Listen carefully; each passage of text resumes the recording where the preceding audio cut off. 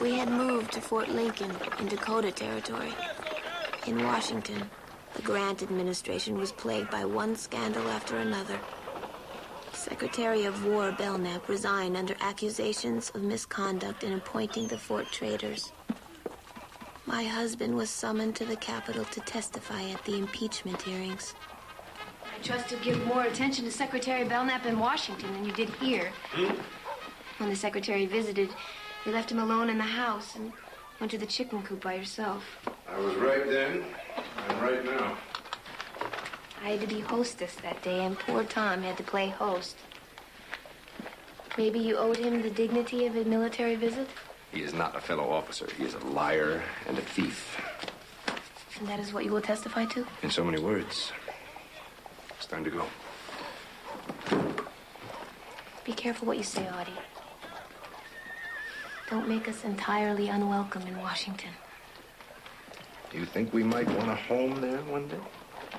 I think you are a man of many talents who might serve his country in greater ways. I would like to be head of Indian Affairs.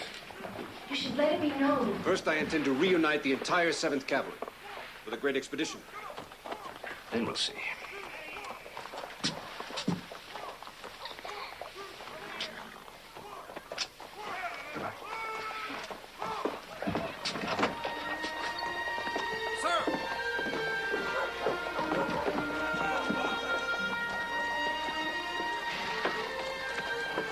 Let me know what the women are wearing. I will study them carefully. Don't you dare.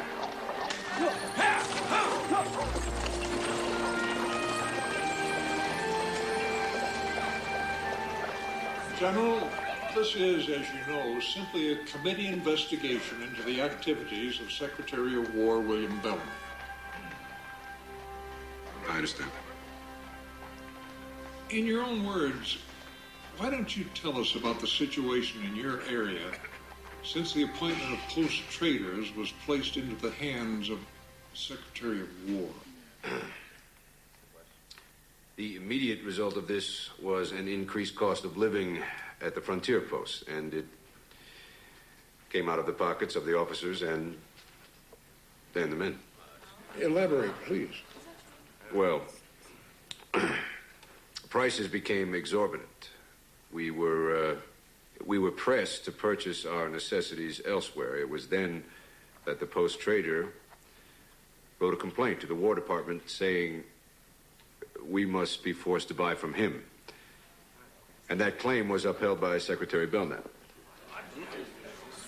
I had discussed these offenses with the Secretary at one point. He had told me, "You must not believe all you hear." My opinion is that Secretary Belknap shared in the profits of the trading posts as payment for the appointments.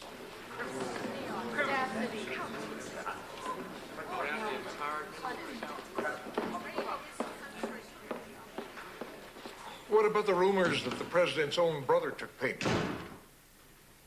I'm under the impression that Orville Grant likewise shared in the profits. Thank you, General. I would like to say one more thing, Congressman. Yes?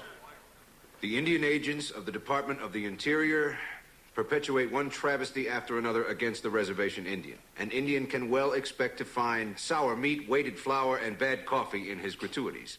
These goods are not what Congress, I believe, intended to be the Indian share. In my opinion, the Bureau of Indian Affairs should be under the auspices of the Army, as it was prior to 1849. Thank you, General.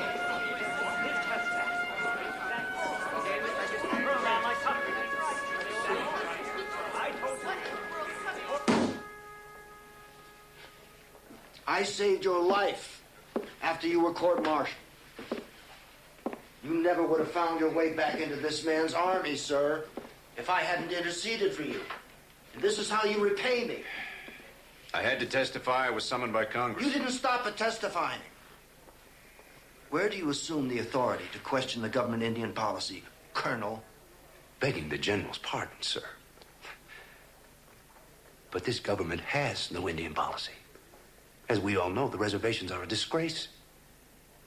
If I were an Indian, I would prefer to live free and wild than as one of those surviving without pride, on handouts. And you, sir, would be considered hostile. General Sherman, I have been here for 2 weeks, and President Grant won't see me. I have requested from the adjutant of the Army permission to join my regiment. You have my permission. And I've ordered 3 companies of the 7th to the Dakotas from the south. Train and reorganize your men. But I am no longer sure that you will be leading the column.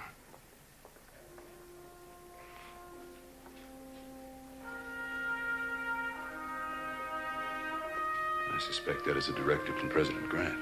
The President is the Commander-in-Chief.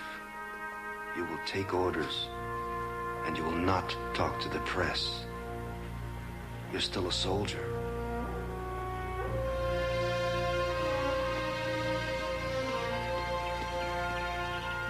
My husband reported to his immediate superior, General Alfred Terry. You're no longer to lead the expedition. Who is? I am. Why don't you sit down, Armstrong? And the 7th? Major Reno has asked to command the 7th Cavalry. Major Reno? Major Reno has never fought the Indians. Armstrong, you're not even to go. You're to remain behind. Does anyone know what lies out there, beyond the cities and the newspapers? Does anyone know the thin line that separates the Indian from the soldier the way I do? I could be an Indian. I can find them. The president is crucifying me.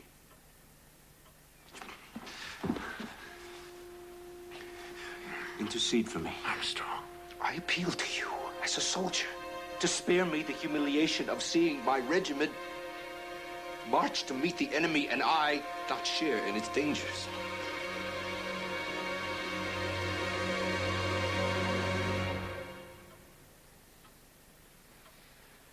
This is it.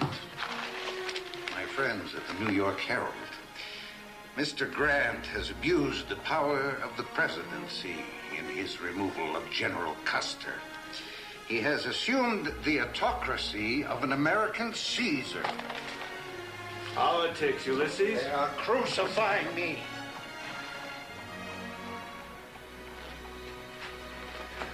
Reinstate him. Again.